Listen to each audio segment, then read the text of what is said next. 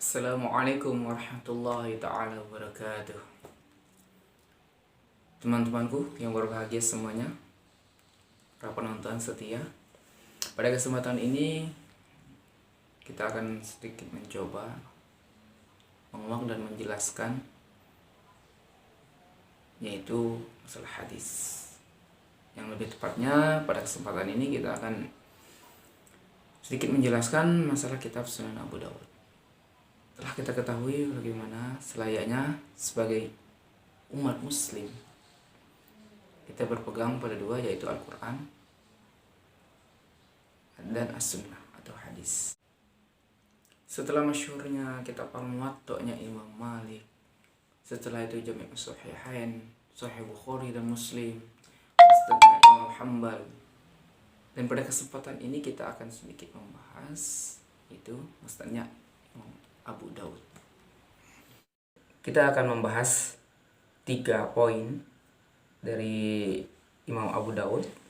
Yang pertama biografi beliau, yang kedua sistematika atau isi kitab beliau yaitu kitab Sunan Abu Daud, dan yang ketiga ialah pandangan para ulama mengenai kitab Sunan Abu Daud serta pribadi beliau beserta juga julukan atau lakop beliau.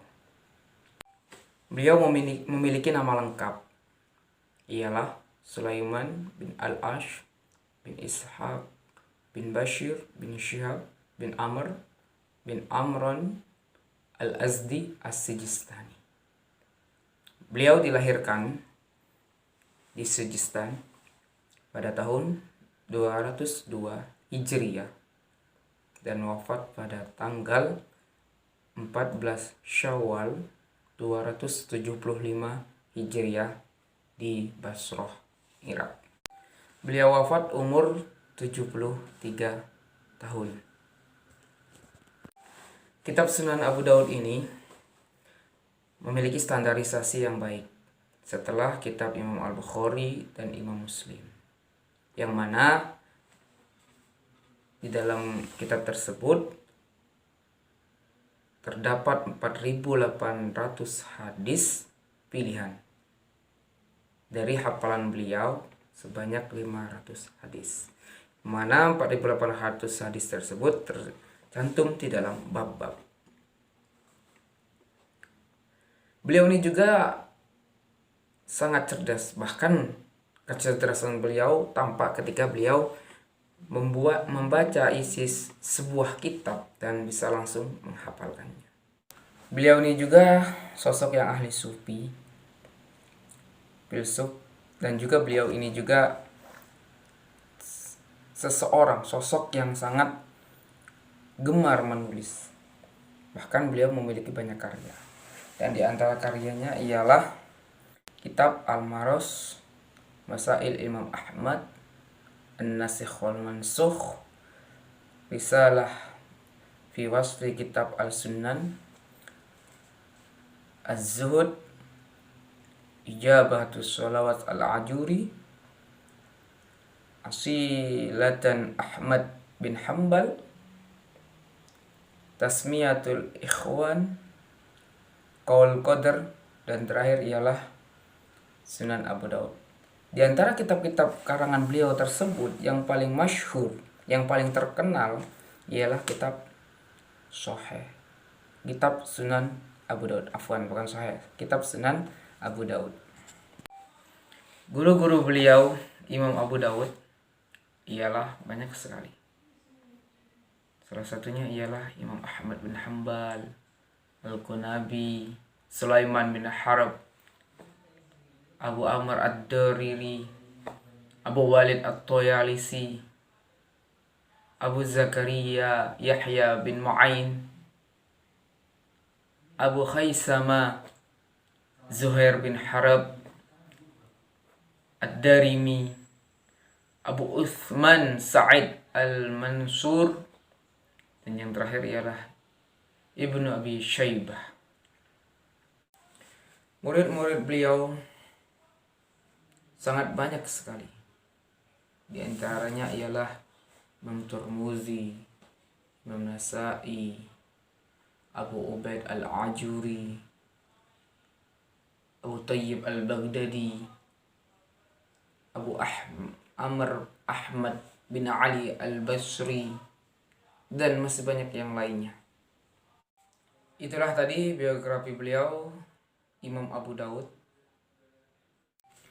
Dan sekarang kita akan membahas sistematika ataupun isi dari kitab Sunan Abu Daud. Perjalanan beliau melanglang buana untuk menuntut ilmu itu ke berbagai negara. Di antaranya ialah seperti Jazirah, Syam, Irak, Mesir, Khurasan, dan lain-lainnya. Beliau mendapatkan hadis sebanyak-banyaknya, dan setelah itu beliau meneliti, mengamati, dan disaring kembali dari hadis-hadis yang beliau dapatkan. Kemudian beliau tuliskan, dan terwujudlah sebuah kitab yang dinamakan Kitab Sunan Abu Daud. Adapun di dalam Kitab Sunan Abu Daud ini sangatlah banyak mengandung hadis, yang mana kitab tersebut banyak menjelaskan tentang fikih, yang mana fikih yang sistematis. Jadi saya sarankan dari saya pribadi untuk teman-teman, kalau mau mencari dalil-dalil hadis tentang fikih, lebih fokuskanlah pada kitab Sunan. Bukan hanya Sunan Abu Daud aja, Sunan Tirmidzi, Nasai, dan lain sebagainya, kalau mau lebih cepat ketemu. Di dalam kitab Sunan Abu Daud itu terdapat 5 bab, dan masing-masing setiap bab itu mengandung poin-poin tertentu sesuai dengan babnya. Yang pertama ialah at-thaharah. Yang kedua, kitabus shalah. Yang ketiga, kitabuz zakah. Yang keempat, al-luqatah, barang temuan. Dan yang terakhir ialah kitabun nikah. Pada kesempatan ini, mohon maaf untuk para teman-teman ataupun yang menonton video ini, saya pribadi tidak bisa menjelaskan setiap poin-poin pada bab itu tersebut karena durasinya sangat panjang. Dan jikalau teman-teman semuanya mengharapkan atau ingin menguak isi dalam kitab ini, setiap babnya silahkan dibuka, yaitu kitab Sunan Abu Daud. Sekarang kita memasuki poin yang ketiga, yaitu pandangan atau komentar ulama terhadap pribadi beliau Imam Abu Daud dan kitab beliau Sunan Abu Daud. Banyak para ulama mengatakan beliau atau menempatkan beliau Imam Abu Daud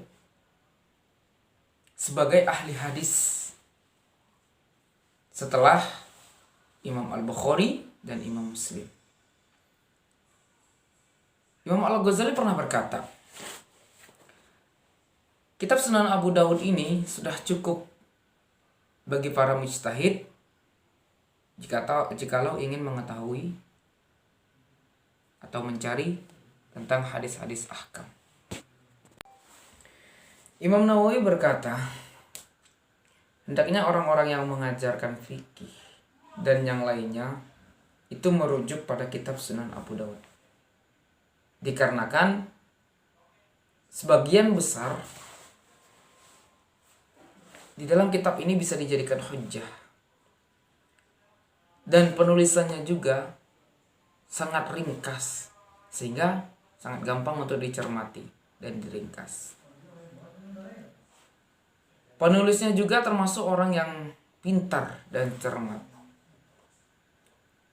sehingga kitab Sunan Abu Daud ini sangat sistematis dan itu bisa membantu untuk perkembangan umat. Ibnu Ishaq As-Suhani berkata, Imam Abu Daud menempa hadis sebagaimana layaknya Nabi Daud menempa besi. An-Naisaburi berkata, dia adalah imam hadis yang tidak ada tandingannya pada masanya. Sementara itu Ibnu Mamdudah menyatakan, orang yang istimewa dalam hafalannya dan terhindar dari kesalahan, yaitu ada 4. Ada 4 orang. Yang pertama ialah Al-Bukhari. Yang kedua Imam Muslim. Yang ketiga Imam Abu Daud. Dan yang keempat ialah Imam An-Nasai. Subhanallah. Semoga dari kita pribadi sebagai umat muslim, terutama khususnya mahasiswa jurusan ilmu hadis, semoga kita diberi kuat dalam hafalannya, dobit, serta kita bisa meniru jejak-jejak langkah dari imam-imam ahli hadis yang terdahulu. Baik, para teman-temanku yang berbahagia, mungkin iktafaitu minni min kalami min hadzal bahas kitab Sunan Abu Daud ma'a Imam Abu Daud. Lidzalika in wajadtum al-akhta'a wan naqais al-'afu minni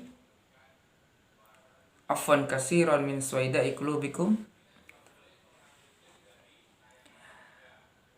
Mungkin cukup sampai di sini teman-temanku yang berbahagia. Maka dari itu, jikalau kalian menemukan kesalahan atau kekurangan, saya minta maaf yang sebesar-besarnya. Dari lubuk hati yang paling dalam dari kalian semua, saya ucapkan syukran jazilan ala musyahadatikum. Wal insanu mahalul khata' wa nisyan.